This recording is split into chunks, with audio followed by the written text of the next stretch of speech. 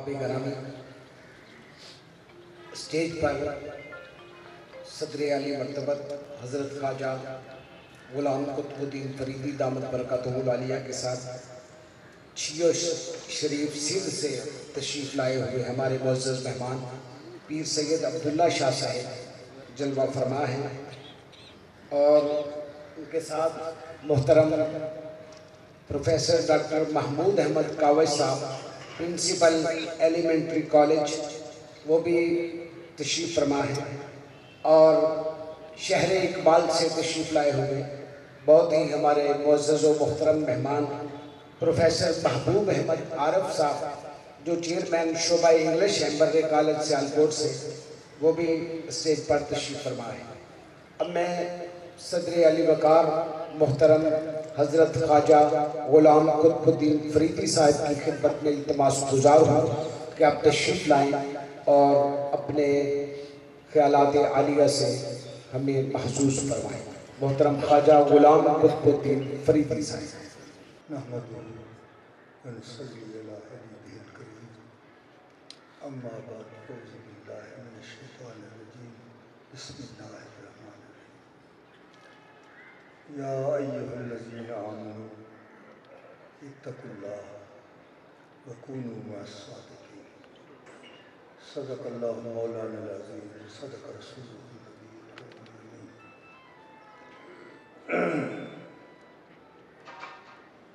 میزبان محفل، مسند رائے آستانہ عالیہ کلی شریف، اور ڈاکٹر ممتاز احمد سعیدی صاحب، جناب ارشد نقشبندی صاحب، جناب صاحبزادہ کامران نوشاری صاحب، علامہ مسعود احمد قادری صاحب، جملہ معزز حاضرین و سامعین، اہل دانش و فکر حضرات، آج کے اس پروقار ایوان میں حضرت قبلہ پیر سید اظہر حسین گیلانی صاحب کو ہدیہ تبریک پیش کرتا ہوں کہ انہوں نے یہ خوبصورت بزم سجائی، ایک کہکشاں ہے جس میں تمام مکاتب فکر اور تمام شعبہ زندگی سے تعلق رکھنے والے حضرات اس میں تشریف فرما ہے۔ یہ بڑا ایک علمی فکری پروگرام ہے جس کی بڑی ضرورت ہے خانقاہوں پر۔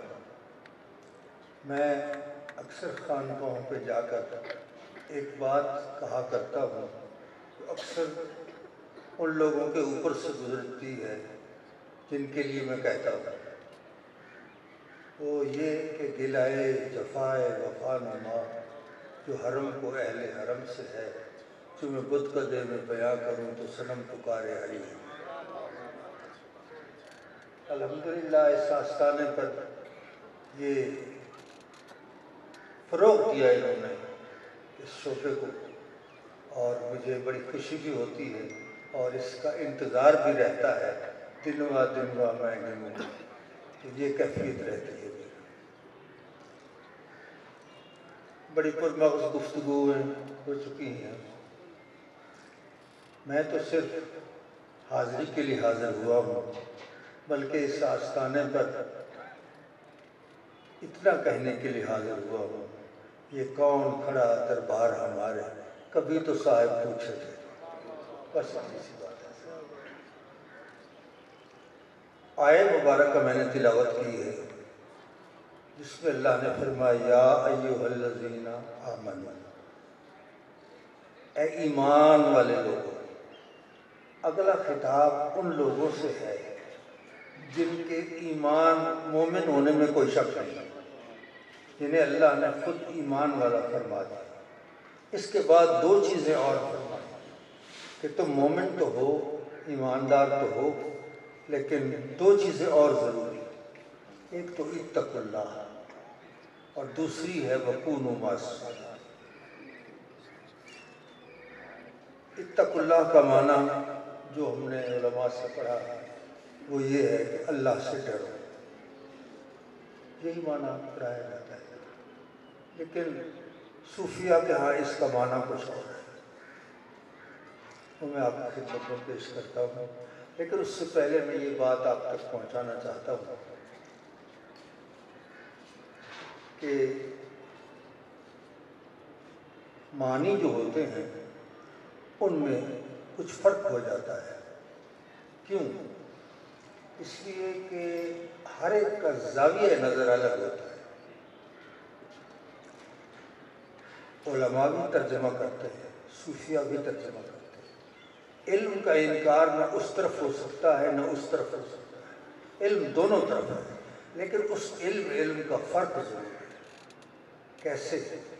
جیسے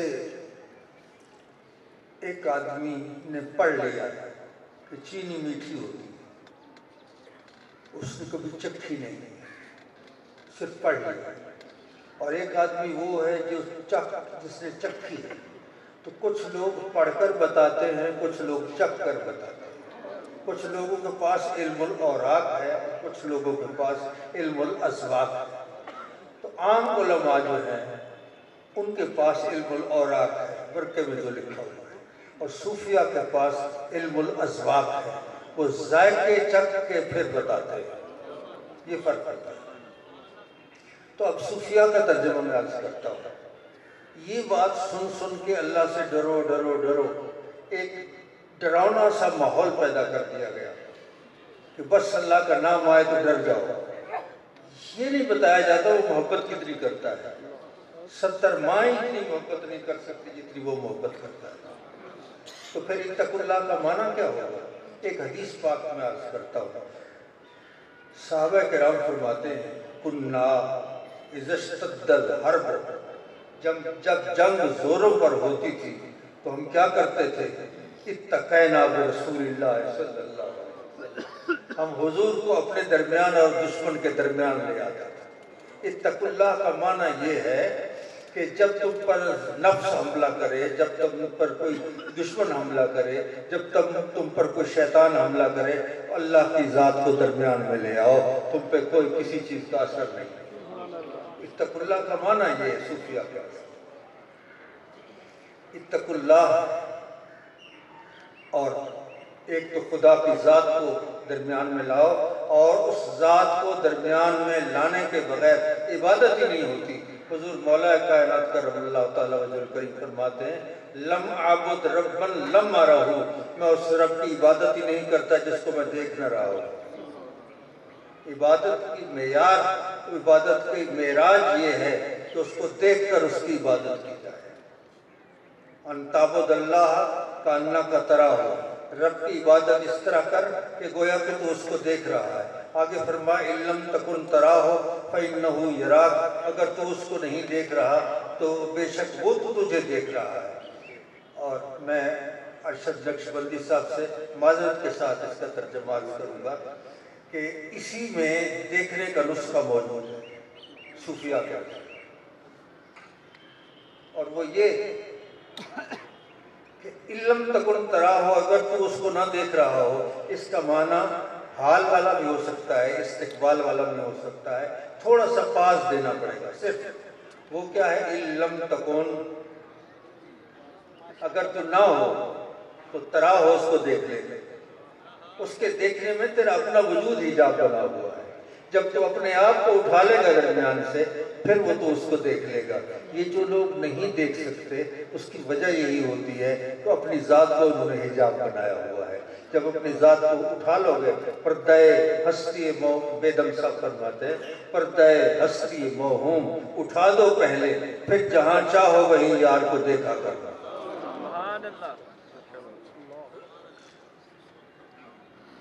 تو حضرات دوسری بات جو اللہ نے فرمائی، ایک تو اتقوا اللہ، اور دوسری بات یہ فرمائی وَكُونُوا مَعَ الصَّادِقِينَ، اور سچے لوگوں کے ساتھ شامل ہو جاؤ۔ اب سچا ہر آدمی کہتا ہے میں سچا ہوں۔ سچ دو طرح کا ہوتا ہے، ایک سچ یہ ہے مخلوق کے ساتھ سچ بولنا، ایک ہے خالق کے ساتھ سچ بولنا۔ مخلوق کے ساتھ سچ بولنا آسان ہے۔ آپ نے نماز پڑھی ہے، آپ کہتے ہیں میں نے نماز پڑھی ہے، سچ ہے۔ اور اگر نماز ہم نے اس لیے پڑھی ہے کہ لوگ یہ نہ کہیں کہ یہ تو نماز ہی نہیں پڑھتے، تو یہ مخلوق کے ساتھ تو سچ ہے، خالق کے ساتھ جھوٹ ہے۔ وہ نماز کون سی ہوتی ہے؟ قل ان صلاتی و نسکی و محیایا و مماتی للہ رب العالمین، میری نماز، میری قربانی، میری زندگی، میری موت ساری کس کے لیے ہے؟ اللہ کے لیے ہو، اپنے لیے مخلوق کے لیے بھی نہ ہو، اپنی ذات کے لیے بھی نہ ہو، وہ صرف اس کی محبت میں جو پڑھی جائے وہی نماز ہے، وہی قربانی ہے، وہی زندگی ہے، وہی موت ہے۔ اسی لیے یہ صوفیاء کرام جن کے آستانے پر ہم آئے ہوئے ہیں، ان کا مقام اسی لیے بلند ہے کہ من کان للہ ہے کان اللہ لہو، جو اللہ کا ہو جاتا ہے اللہ اسی کا ہو جاتا ہے۔ انہوں نے اپنے آپ کو اس کے حوالے کر دیا، اپنے تمام اختیارات ختم کر دیے۔ آپ دیکھیں مولانا روم نے ایک خوبصورت مثال دی، وہ فرماتے ہیں یہ بنسری جو بجتی ہے، ذرا اس سے پوچھو اس میں درد سوز اتنا کہاں سے آ گیا ہے؟ تو اپنا وہ حال بیان کرتی ہے بنسری۔ وہ کہتی ہے میں جنگل کا ایک کانا تھا، وہ کہتی ہے میں جنگل کا ایک کانا تھا، وہاں ایک پودے میں تھا، اس میں میرے رشتہ دار، دوست، احباب، عزیز و اقارب تھے۔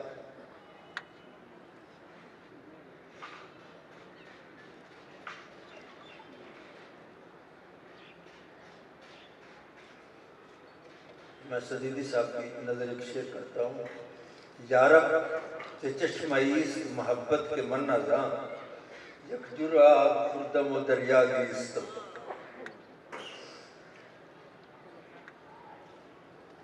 فرماتے ہیں وہ کانا کہتا ہے، وہ بنسری کہتی ہے میں ایک کانا تھا اور پودے میں تھا جس میں میرے دوست، احباب، سہیلیاں، رشتہ دار سب اس میں موجود تھے۔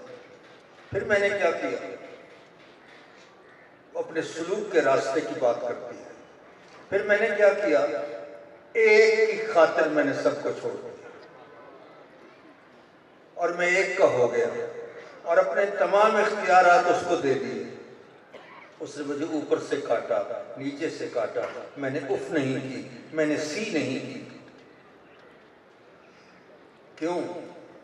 تیر پہ تیر کھا کے جی، یار سے لو لگا کے جی، اپنے لہو پہ گھونٹ پی، آہ نہ کر لبوں کو سی، عشق ہے دل لگی نہیں۔ تو پھر اس کے بعد اس نے جب میرا سائز درست کیا، پھر میرے اندر کچا مادہ تھا، اس نے ایک ورمے کے ساتھ میرا اندر کا کچا مادہ نکال دیا اور پھر اندر سے صاف کر دیا اس کاریگر نے۔ میں نے اپنے آپ کو جس کے حوالے کیا، جب وہ اندر سے صاف کر دیا تو اس کے بعد اس نے مجھ میں سوراخ نکالے اور بڑے سر میں نکالے۔ اس کے بعد جب اندر سے چمکا دیا، سوراخ سر میں نکال دیے، اس کے بعد پھر وہ کہتے ہیں کہ بنسری کہتی ہے میرے دو منہ بن گئے، ایک منہ جس سے آواز نکل رہی تھی، ایک منہ جس میں آواز ڈالی جا رہی تھی۔ جس سے آواز نکل رہی تھی اسے تو سب لوگ دیکھ رہے تھے، اور جس میں آواز ڈالی جا رہی تھی وہ اس نے اپنے منہ میں ڈالا ہوا تھا، اس کو وہ چھپا ہوا تھا اس کے منہ میں، بولتا وہی تھا اور نام میرا ہوتا تھا۔ تو یہ اللہ والے جو ہیں یہ اپنے آپ کو جب اپنے شیخ کے حوالے کرتے ہیں تو پھر تمام اختیارات اس کو دے دیتے ہیں، پھر وہ اس کی تراش خراش اس کی تہذیب کرتے ہیں اور اس کے بعد پھر اس کو اندر سے صاف کر دیتے ہیں، پھر اس کے جو سوراخ ہیں نماز، روزہ، حج، زکوٰۃ، یہ سارے سر میں کر دیتے ہیں۔ اور یہ سر ہے کیا؟ عشق رسول صلی اللہ علیہ وسلم ہے، اس کو سارا عشق میں ڈھال دیتے ہیں تو پھر اس کے دو منہ بن جاتے ہیں۔ عارف روم کہتے ہیں دو دہاں دارین گویا ہم چو نئے، جس طرح بنسری کے دو منہ ہوتے ہیں اللہ والے کے بھی دو منہ ہوتے ہیں۔ یک دہاں پنہاس در لب ہائے وے، ان کا ایک منہ اس کی ذات کے منہ میں چھپا ہوا ہوتا ہے، بولتا وہی ہے، نام اس کا ہوتا ہے، گفتہ روح گفتہ اللہ بود گرچہ از حلقوم عبداللہ۔ اب ایک بات اور چاہتا ہوں، اہل تصوف کا ایک قول میں آپ تک پہنچاتا ہوں۔ یہ ایک علمی ادارہ بھی ہے، روحانیت تصوف کا بھی ادارہ ہے۔ وہ فرماتے ہیں، حضرت داتا صاحب لکھتے ہیں حضرت حاتم اسم کے حوالے سے، وہ فرماتے ہیں میں نے 4 علم حاصل کر لیے، اس کے بعد مجھے کسی اور علم کی ضرورت نہیں پڑی۔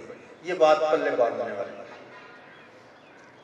4 علم میں نے حاصل کر لیے ہیں، اس کے بعد مجھے کسی علم کی ضرورت نہیں پڑی۔ کون کون سے؟ فرمایا ایک تو مجھے یہ علم ہو گیا، یہ علم حاصل ہو گیا کہ میرا رزق مقسوم ہے، میرا رزق لکھا ہوا ہے، اس سے نہ بڑھ کر ملے گا نہ کم ملے گا، تو پھر میں رزق کی خاطر کیوں بھاگا، خواہ کوشش کیوں کروں؟ میرا مقدر میں جو رزق لکھا ہوا ہے وہ مجھے مل کر رہے گا۔ ایک بات، ایک تو یہ۔ دوسرا یہ کہ مجھ پر میرا فرض ہے جو میں نے خود ادا کرنا ہے، عبادت کا فرض ہے مجھ پر جو میں نے خود ادا کرنا ہے، میری جگہ پہ کسی اور نے نہیں ادا کرنا۔ 2۔ تیسری چیز یہ کہ میرا جو مالک ہے وہ مجھے ہر وقت دیکھ رہا ہے۔ جب یہ علم ہو جائے کہ میرا مالک ہر وقت دیکھ رہا ہے، انسان غلطی نہیں کرتا۔ 3 چیزیں۔ اور چوتھی چیز یہ کہ ایک موت ہے جو مجھے ڈھونڈ رہی ہے، وہ مجھے پا کر رہے گا۔ اگر یہ 4 علم انسان کو حاصل ہو جائیں تو بہت بڑا عالم ہے۔ ویسے علم، اکثر لوگ اپنے آپ کو بڑا صاحب علم سمجھتے ہیں، وہ ہوتے نہیں۔ مثلا کہتے ہیں اگر ایک آدمی یہ کہتا ہے کہ مجھے علم ہے اور وہ نہیں جانتا تو وہ جاہل ہے، اور ایک اور ہے جو کہتا ہے میں نہیں جانتا اور وہ جانتا بھی نہیں ہے، وہ کہتا ہے میں نہیں جانتا، وہ عالم ہے۔ اسے اتنا تو علم ہے نا کہ میں نہیں جانتا، یہ بھی ایک علم ہے۔ افسوس کی بات یہ ہے کہ ہم نے علم تو حاصل کر لیا، عشق سے فارغ ہو گئے۔ علامہ نے کہا عشق سیتے کے جگردار اڑالی کسی، علم کے ہاتھ میں خالی ہے نیام ایسا۔ جب علم عشق سے خالی ہو جائے گا تو علم میں بھی سرور ہے، لیکن یہ وہ جنت ہے جس میں حور نہیں۔ تو ان آستانوں سے جو علم ملتا ہے وہ خالی علم نہیں بلکہ اس کے ساتھ عشق بھی ملتا ہے۔ آپ حضرات کی موجودگی میں میں اس آستانے پہ ایک سوال کرتا ہوں کہ تشنہ لب چڑیا کے منہ میں گر نمی آ جائے گی، تیرے دریائے کرم میں کیا کمی آئے گی۔ اب میں قبلہ سجادہ نشین صاحب کے لیے دعا گو ہوں، ان کی کاوشوں کو میں دل سے ان کی قدر کرتا ہوں، اور میں دعا گو ہوں کہ دور میں ساغر رہے، گردش میں پیمانہ رہے، اور میں کشوں کے سر پہ یارب تیر میں خانہ رہے۔ واقع دعوانا۔